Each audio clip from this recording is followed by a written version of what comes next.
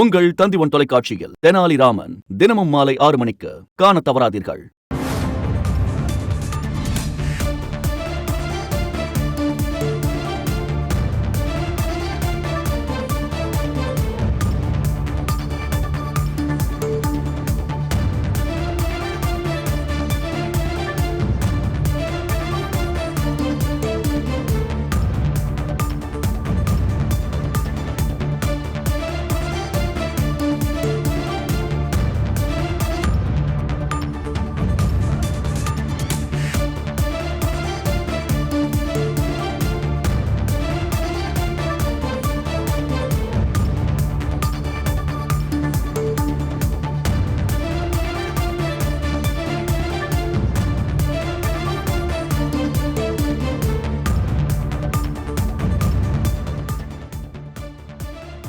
அண்ணா பல்கலை மாணவி பாலியல் வன்கொடுமை வழக்கில் கைது செய்யப்பட்டுள்ள ஞானசேகரன் கோயில் நிலத்தை ஆக்கிரமித்து வீடு கட்டியது தெரிய வந்திருக்கிறது.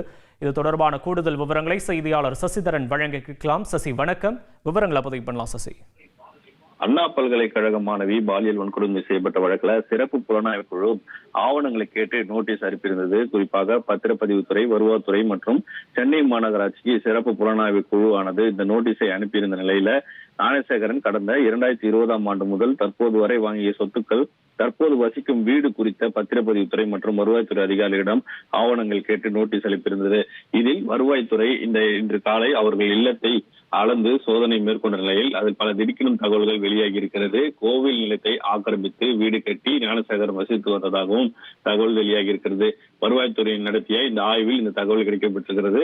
குறிப்பாக அவர் அந்த கோட்டூர் ஏரிக்கரை தெருவில் இருக்கக்கூடிய 2 மாடி வீடு என்பது 2 மனைவிகளுடன் வசித்து வருவதாகவும், வீடு கட்டியுள்ள நிலம் பிரசன்ன வெங்கடேச பெருமாள் கோவிலுக்கு சொந்தமானது எனவும் அதற்கு பட்டா இல்லை என்பதும் இந்த ஆய்வில் கண்டுபிடிக்கப்பட்டிருக்கிறது.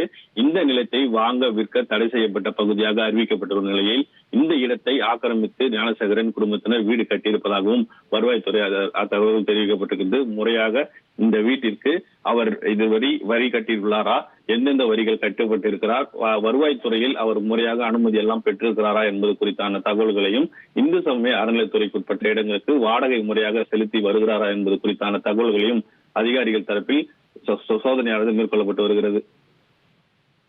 விவரங்களுக்கு நன்றி சசிதரன். உங்கள் தந்திவன் தொலைக்காட்சியில் தெனாலிராமன் தினமும் மாலை 6 மணிக்கு காணத் தவறாதீர்கள்.